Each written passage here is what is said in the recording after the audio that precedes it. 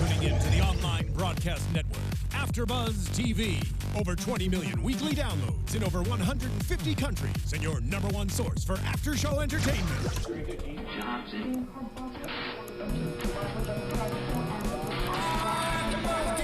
AFTERBUZZ TV, the destination for TV superfans. Producing aftershows for over 300 of your favorite TV shows, interviewing celebrities and showrunners, and bringing you behind-the-scenes exclusives. All thanks to E! Entertainment's Maria Menounos, producer Kevin Undergaro, and internet leader Akamai. Now, let the buzz begin! Oh, little creepy mood music for you guys there. Hello, everyone, and welcome to the AFTERBUZZ TV Vampire Diaries after show for Season 7, Episode 8, Hold Me, Thrill Me, Kiss Me, Kill Me.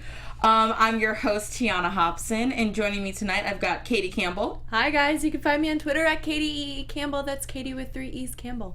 And Sam Davidson. You guys can find me on Twitter at SamD43, and I'm on the live chat, so keep on chatting. And Jordana Morfin. Hey guys, you can find me on Twitter at Jordana_Morfin. And make sure when you guys are tweeting at us, you're using the hashtag ABTVTVD. Yes, I said it right. Okay. So welcome back, everyone, by the way, because, Thanksgiving happened last week, so we weren't here. Kind of felt like we were gone for a month. I don't know if that was just me or you guys felt the same way. It kind of felt like a winter break. I don't know why it felt like this show was gone for so long. Imagine what winter break is going to actually feel like. It's gonna suck. It's gonna suck. Let's just stick with that. But tonight's episode, a lot of things happen, and I know that there's some mixed reactions on the panel about the ending, but we won't start there. We're gonna start with a little Caroline. So Caroline has to tell Stefan that she's pregnant with Rick's babies, and his reaction to the news is not quite what she was expecting. Did you guys think that his reaction, should he have stayed with her, or was it kind of fair for him to be like, I gotta go kill my mom's boyfriend? I feel like it was fair. He had to do that, but I think he could have reacted a little different, not just sit there and be like, okay, well, I have to leave now. Maybe, I know he doesn't know what to say, but if someone reacted like that to me and just left me without anything, I don't know how I'd freak out. I have serious faith in him. I was a little, I love my Stefan, but I was like, oh my God, what are you doing? But I understand that the thing with Julian was also in his mind, so he had to deal with that, and he needed a second to think and process this, because no vampire has ever been pregnant before, so how is that even possible? And, it's just a lot to take in, but it also made me think, well, you thought about how you wanted to be a father. I mean, he wouldn't be these kids' fathers, but he could be great uncle, you know what I mean? So it just made me think about how would he have reacted back in the day if Valerie is like, oh, I'm pregnant. I think that he's so good with words, Stefan, usually, and he was very disappointing. I was disappointed in him. I was disappointed too. I felt, right when I saw that, I kind of felt like this, I don't know, a little, heartbreak. He made up for it. He did. But his initial reaction, I think, because we heard Caroline talking to Matt before she went to see him, and kind of playing in her head how she hoped he would react, which I think is how you guys are saying, it's so out of character for Stefan to be at a loss for words. And that's probably the most surprising part. But in my mind, I'm just thinking, wow, is this what Joseph went through when Mary was like, hey, I'm pregnant with God's child and it's not yours? Whoa, that's deep, man. That's deep right there. I mean, this is the equivalent. And so now Stefan is stepping up and, I've been reading a lot of interviews and stuff and watching them and about Caroline and Stefan, and basically it says that they're doomed. That people have kind of insinuated that, and I've never seen that until this episode. To see Stefan's reaction, they're not going to work out, I don't think. Even though he said those words in the end? I mean, we did see a flash forward. What words, Katie? Do you want to say them? That he loved her and he'll be there for her no matter what happens and what's thrown their way. I just think that because of her pregnancy, she's going to get closer to Rick. It's the obvious way to go for it. Yeah, it's the obvious way, but I just feel like something with that is probably just going to intervene with the relationship. I just think that it's hard in any relationship to start it off with, like, you know, you could be, in real life, you could be getting divorced from someone or broken up with someone but still pregnant with their child while you're dating someone who's now, it puts that person in an awkward situation where he's not really the father, and so he doesn't get to have a say, but he's trying to be there. Because what I love that Lily talked to him, I love that Stefan opened up to Lily about this and was like, you know, going to her for advice. And she says, you have to imagine what she's going through too, because your reaction and how you feel, multiply that by 1,000, and that's how she's feeling. You have to think about her as well. Simone Sanders said that Stefan always leaves when the going gets tough, which is, thinking about the history, I mean, kind of like a lot of times he's had to turn his humanity off, and there's always been that. But I don't understand why he was so weird about it.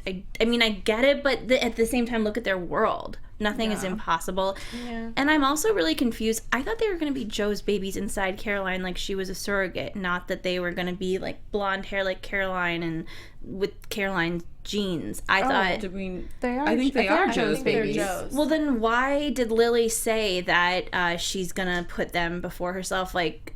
always? I feel like even as a surrogate, you feel like the babies are a part of you, and with Joe especially gone, she'll always be there. Yeah, she'll always kind of be an unofficial mother to them. Maybe she allowed them to grow. They kind of became little babies in her stomach, so she's got some kind of a special bond, even though they're not hers. I just can't imagine that she's gonna go 9 months and be knowing Caroline, who is super type A and, you know, loves everything and everyone. She can't go 9 months with with babies growing inside her and then completely not feel any sort of attachment to them whatsoever. Right. It's over. I think everyone's gonna feel attachments to the babies, but I don't know. It was a bit confusing to me. Remember we were talking about not last week, but the week before. I mean, they can be blonde since her sister was blonde. The twins before were blonde. Yeah. So, you know, never know. Yeah. And I'm not sure that...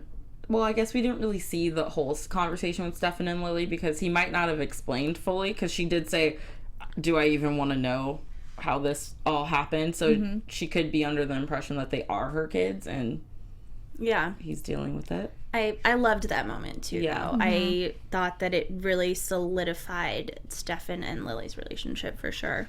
And we see that with him all the time too. You know, he still sees the good in people and the forgiveness no matter what.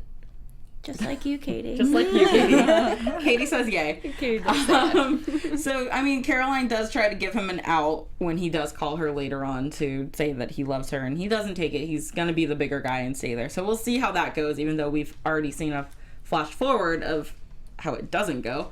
But let's get into Matt and Enzo a little bit. So Matt notices that all the people who they found in the grill and all these places have now disappeared. We as the audience know that they are at the party that's happening, which we're going to talk about later.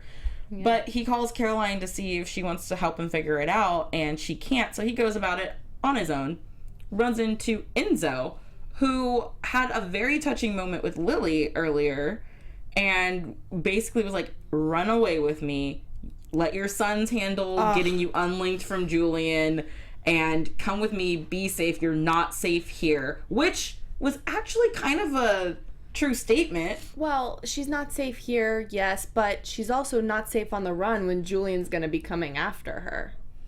But if they succeeded with unlinking him and having Julian killed, then it wouldn't have been a problem. I just didn't like this period. I felt it was just awkward. I can't see Enzo. Let's talk about the kiss. Really quick. I thought it was kind of sexy. It's not sexy. I see Enzo as a son. Yeah. Mommy, Lily. It's just it's weird. I'm uncomfortable. Not into I didn't like it. I didn't like it. I am definitely not into them. I like him better with someone else. Me too. Which we didn't see her. Yeah, we didn't see Bonnie tonight. Do you think that Lily loves him? Or I think that Lily could have grown to love Enzo in the way that he loves her if Julian weren't around and if she hadn't been so blinded by Julian for all this time. And that's actually funny because I was thinking as this moment was happening, I was thinking he's going to move on from her and be with Bonnie, and she's going to then want to be with him but won't. Cameron Ferguson agrees that this kiss was very off-putting, which... It did feel like watching a mother and son make out. It was a little weird. I think Lily said that multiple times she sees Enzo as another son, and if one of the heretics, like the only heretic that is a guy is Beau, and could you imagine like Lily making out with him? No, that's her son too. Yeah, that would be wrong. But so Enzo, in feeling defeated and like the world doesn't care about him, he's feeding on a straggler from the party, and Matt catches him and they get into a bit of a dispute, and Enzo basically tells Matt, hey, you brought a knife to a gun show and you're outnumbered here. No one wants you around, just like no one wants me around. They kind of poked fun at each other, which I know we've all mentioned before. Like, what are they doing at certain times? In previous seasons, they've been rejected and by everyone. Yeah, and they kind of poked fun at that a little bit. Just me? It's hard to remember past episodes, but have Matt and Enzo had like a buddy up? I feel like at one point the two of them teamed up somehow. I don't remember what episode it was. Wasn't it for the Salvatore girl who turned out to not be her? Sarah. Okay, so this isn't the first time. He was bribing him though to do it, right? I mean, he was kind of was first it was like more forceful, and then it kind of turned into a thing of Matt trying to save the girl, and so that happened.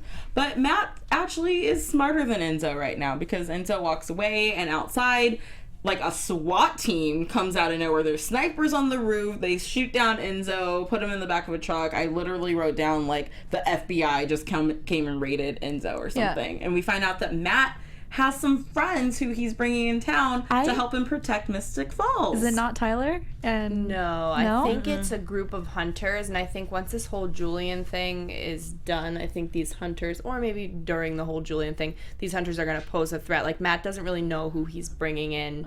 But we know that they want Enzo, because he does say that at the end of the episode. He's like, yeah, well, found out that somebody does actually want you, and they want to introduce themselves, and... Who these people are, we don't know. So if you guys have any ideas at home, make sure you tell Sam in the chat or tweet us and let us know what you think that this new breed of people who are moving into Mystic Falls are. Too much new. Yeah. Well, it has to be. We need all the new. We need stuff to preoccupy us and forget about Elena not being around, too. But yes. I feel like I was impressed with Matt having these connections and taking down Enzo. I did not think that was Matt's plan, but it's making me nervous. And I also feel like, okay, maybe these people are after Enzo, that's why they were there, but we need to be at the party. Yeah. We need to be capturing the heretics. But, I mean, they didn't need Matt there for that part, so... Well, but maybe he put the squad together and made him useful for a moment. Look, the last people who were looking for Enzo were, like, the crazy mad scientist group that, had him captured under a house for however many years, so I'm just more concerned about Enzo's safety, even though from flash forwards we know that he is alive. Right. Unlike some people. So there's this whole party going on because it's Mary Louise and Nora's 133rd anniversary. That's a lot of years to be together with someone. Even though for... I don't know how many of them they were frozen in a time warp thing. So I'm not really sure those years count, but we'll be lenient with you guys. So Lily and Julian are throwing them this party. Mostly Julian is throwing them this party. And Mary Louise comes to Julian and is like, hey, so look what I got. And it's this little adorable ring. And so she wants to propose to Nora. At this moment, how do you guys feel? My first thought was that ring is not big enough. I really did think that. I thought it was very current and nice, and yes, the ring was not big enough, and it seemed too good to be true. It did. I felt the exact same way. So so of course Julian being the, what did Enzo call him? The dad that spoils them rotten with horses and carriages, happens to have this French royalty person's ring in his pocket, just waiting for, like, here, use this one instead. He's manipulative, though. I just don't get free stuff like that from this crazy guy for nothing. Why is it always Mary Louise, because before we saw this, well, right when he he was talked at to the her. other party, was it Mary Louise or Nora Mary who Louise. attacked the other girl, right? So it's Yeah. always Mary Louise. So He I feel like encouraged her. I think he sees a weakness in her, or sees like her tied Something to in him the her. most. Right. So that's why he was playing on that as like she's his safety card, because he can't fully trust everybody. He's been gone for a while. Guys, I'm totally falling for it. I mean, for Julian's. No. I kind of, I'm not gonna lie. I know Tiana's looking at me with the craziest eyes. But I think that he does love the family in a weird, twisted way, and everything that he has done is to, like, save that family. In a bad way, but I can understand that. Yeah, I feel like we've said that though about Lily back in the very beginning. Like, her thought is right in her mind, but we don't see it that way type of deal. Yeah. But, I mean, he helps her propose. They set up this beautiful proposal down by the water, or was that water? Yeah. I said it, and then I immediately was like, wait a second, did I imagine that? And it's actually a beautiful proposal, because she says, I mean, she's like, we've had 133 years together already, but I want eternity. And it's just like, yes, lesbian engagement. Yes, relationships being diverse and, like, creative. And they were beautiful too. Yeah, It's just and like everything about the whole thing. Yeah, it was just like a sweet hot moment. couple. Yeah. It was a very sweet moment that, I mean, kind of gets thrown for a loop when Valerie shows up and they're both like, ew, what are you doing They're like, you're ruining the best moments of our life. Yeah, by coming here to tell you about the worst day of my life. I just feel like though that Nora and Mary Louise have too many things that get in the way. I feel like it was gonna go wrong at some point. It was so perfect. We all had headphones on, so I'm sure you guys didn't hear me, but right after she said yes, I go, okay, so which one of them is gonna die? I heard you. Because it was, everything was too perfect, it was too nice, and like, clearly they're not gonna actually end up married, or something's gonna happen, and I didn't expect it to happen this episode, but I mean, not to fast forward too much, we do see that the engagement gets called off because Mary Louise is choosing to side with Julian instead of on Nora's side with the Salvatores, I guess. Well, it's interesting. Cameron Ferguson says that Nora and Valerie just seem like they would be most likely to join the Salvatores, but not Mary Louise, which I wouldn't have really thought at the beginning of the season when we got introduced to these characters, because Mary Louise seemed like the good one. Yeah, she seemed like the angel out of both of them, and I thought Nora was like evil. And we did talk about this, how they're always kind of dressed. Like tonight, Mary Louise was in white and Nora was in a black dress. And we went back to the last party, the angel and devil, and Mary Louise was in the angel and Nora was the devil. So it's kind of funny to me that the one who's always dressed in the way of the darker, badder person is siding with the Salvatores and not the angel or pure and innocent one. I also think that their whole relationship, I like them together. I don't think that if they were to meet in 2015, they would be together though. So I think that's that what part I'm of their saying. relationship is just holding on to the past of what they've known. Yeah, I think they have sweet moments. Like I loved their little proposal moment, but I just feel like so much is getting in the way. They're always arguing over something. You know, Mary Louise can't get into the Times or whatever the case is. They have differences. I mean, Mary Louise was genuinely shocked when she said yes, because she was like, wait, really? Yeah. Because they've been fighting so much. I was like, yeah, well, that is a good question. Oh, you really said yes? So now let's get to the meat and bones of this episode. So the whole episode is really revolving around this plan to kill Julian because he's the devil. Even though Sam likes him.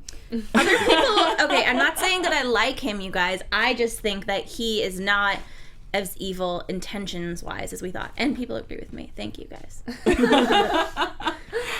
So they come up with this plan. First, they need to unlink him from Lily, so they need his blood. They need Valerie to convince Nora, Mary Louise, and Beau to help them so that they can once they have his blood, they can unlink the two of them. So they kind of crashed the the anniversary party, which I guess kind of turned into an engagement party, technically. Yeah. And things start off going great when they get him.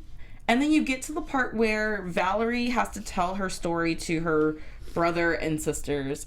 And Mary Louise isn't really buying it, but everyone else is. Well, this whole thing, too, before any of that happened, with Lily having to try to win them over and play the part of, biting these people's necks who were the people that were in the school and everything, the captured people. I just feel like Lily she didn't look like her normal self holding it all together. I feel like it was written on her face that something's up. I think that's why I felt like that was why Julian tested her at the party in a way, and was like, look, you keep holding on to hope that your sons are going to come around and we can all be this big happy family, and it's not going to happen. So why don't you just, you're not 100% in, so why don't you kind of, pretty much pick us or the Salvatores. Maybe that's why, too, he was kind of trying to get Mary Louise on his side or do nice things for her, try to be like, oh, I want us to be a family, because he suspected something was going on. Well, I just thought that Mary Louise sided with him because she's like, I'm not going to give that ring back. I can't take it back from Nora now. Yeah. Like, what are we going to do? When they were, I don't know, whatever, the barn, were they in a barn or that place, little garage thing where they were in, when Beau looked into Valerie's eyes and he was, I don't know, seeing if she was telling the truth, or I don't know what he was doing. Here's the thing. I feel like Beau looks into your soul and just knows things. That's okay. So because he did that, I would have kind of expected Mary Louise to be like, oh, look, Valerie is telling the truth, because Nora obviously kind of saw that too when Beau did that. So it's just a little weird to me that, I don't know, there's something holding her. I don't know what it is, but there's something that ties her to Julian. I just... something really interesting really quick that Cameron Ferguson says, that he follows Annie Wershing on Instagram, as we all do, but I didn't notice this, and he says she's been posting updates and she's filmed for episode 10 and 11, and this is only episode 8. Oh yeah, I was gonna tell you guys that I went on IMDb Pro as soon as this was over, as soon as the episode was over, and saw that she's still in episodes. But oh really? I wasn't gonna spoil it. Sorry, for everyone. guys. It's Cameron Ferguson's fault. I was gonna let people think she was dead for a little longer. I'm sitting here crying over here. Couldn't you have told me? Nope. I'm evil in that way. Kind of like a Julian, I have good intentions, but I'm evil. Ooh, okay, fine. I like it. But one of the other things that we did learn about Beau tonight, because Julian and Lily start dancing at the party, and they do a slow song, and it's this beautiful opera, and it's Beau singing, and you can just see in his eyes, and that's when I was like, there's something about this guy that is so special, that I really hope we get more about him and his backstory, because they just opened a can of worms. They can't just be like, he's got this beautiful voice and not tell us what happened to him. Tell us what happened. He's singing opera and it's recorded, and they've been dead or gone for 133 years or whatever. I was freaking out though at his first look when the song started playing. I'm like, something else was what's happening going on. It's a song. You thought that? I didn't even think that. I should have put that together. I was like, oh my gosh, he doesn't speak, and now there's words coming into the song. It's so perfect.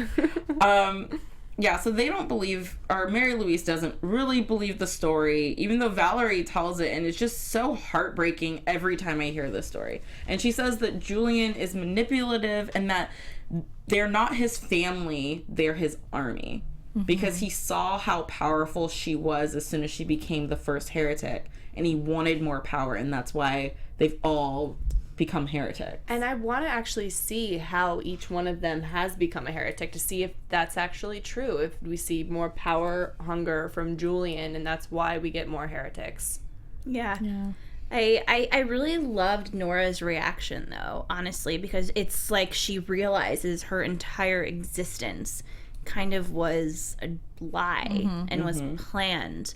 But for whatever reason, Mary Louise doesn't believe that, because she just wants to keep that ring for Nora.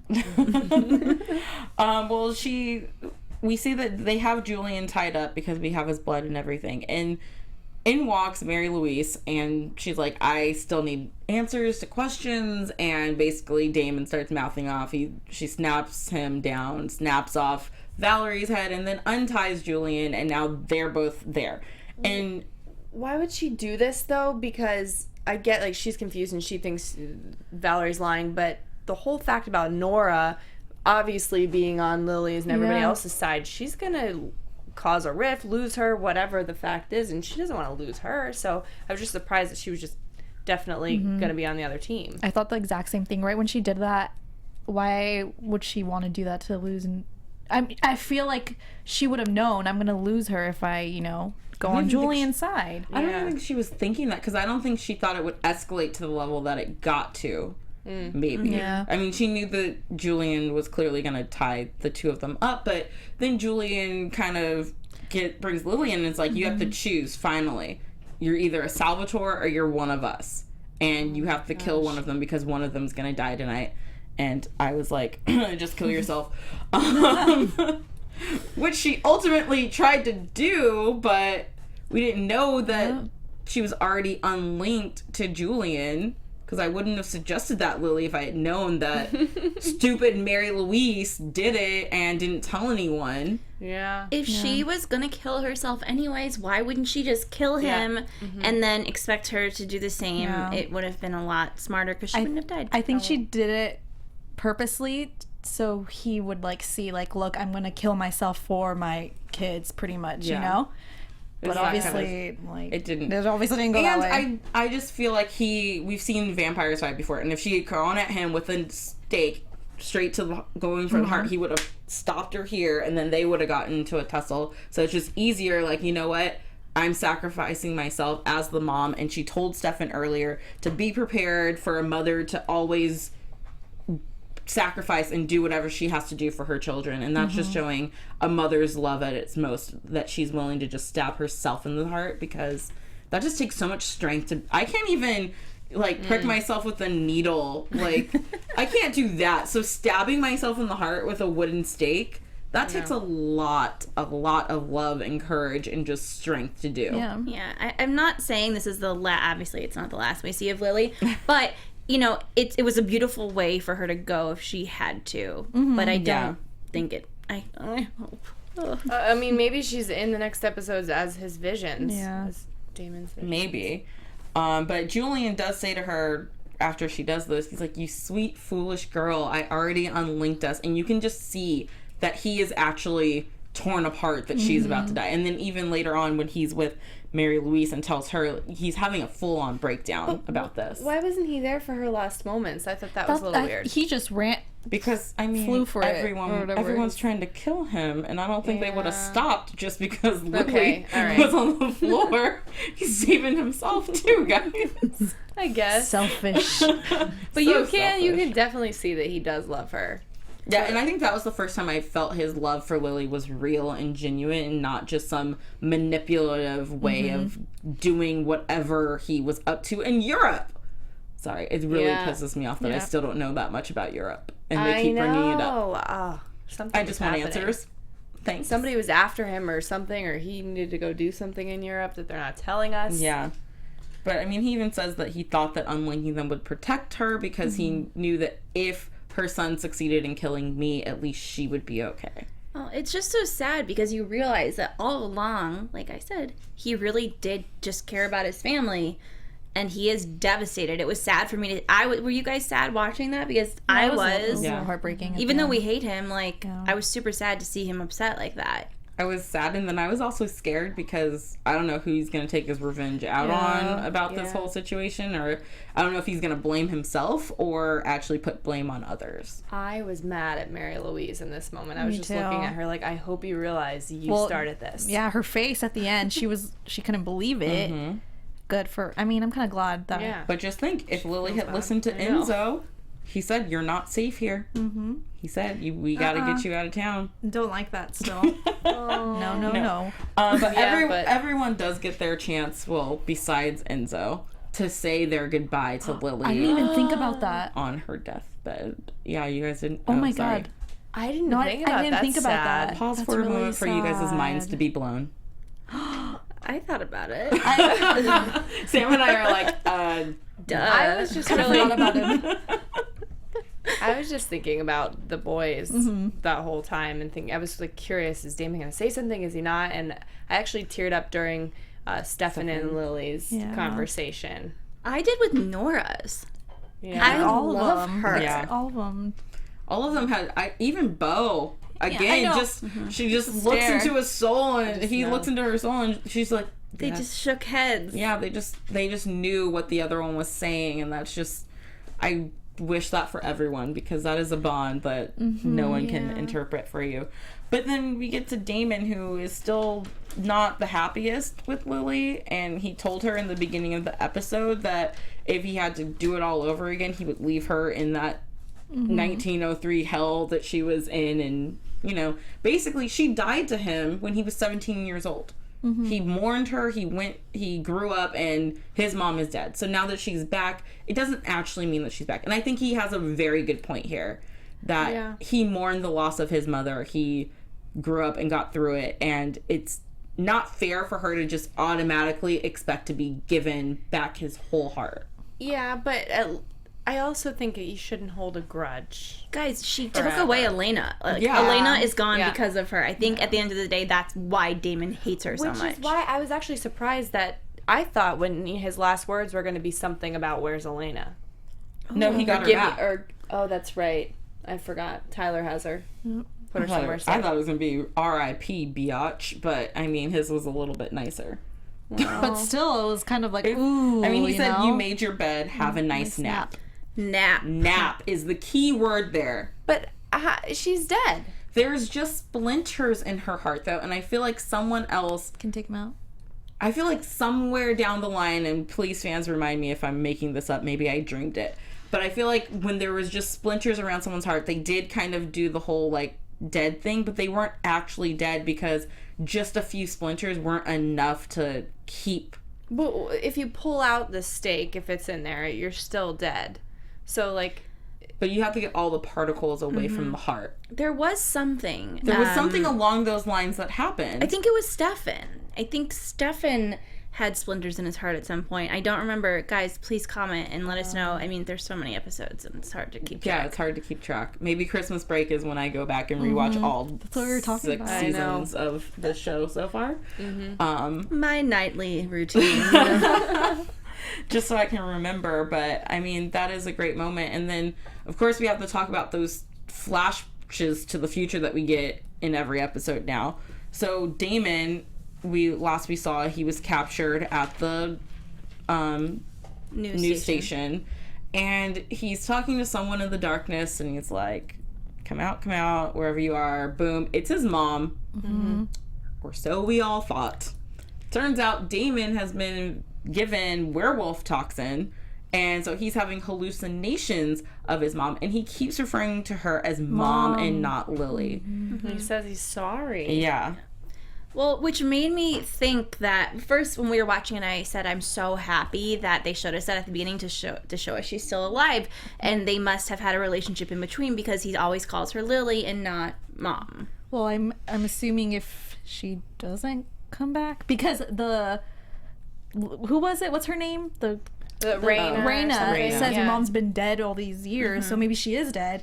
I'm just thinking maybe in his heart now he's like. He's regretting, you know. That's why you shouldn't hold too much of a grudge, because you'll end up with a lot of regret. Yeah. Thank you, Katie. Or it could just be that he's got werewolf toxin in him and he's hallucinating back to when he's like a little, and he thinks he's like a younger kid who would call his mom. We have seen that before. Yeah. Oh, that's true. That could be. And it could mean I hope not. More. I hope it's more. I mean, I hope it's what you guys mean. I'm just over here playing devil's advocate because, you know. Werewolf venom, though, could mean a crossover to get Klaus's blood. Oh, absolutely. Because we know there is going to be one this season. Yeah.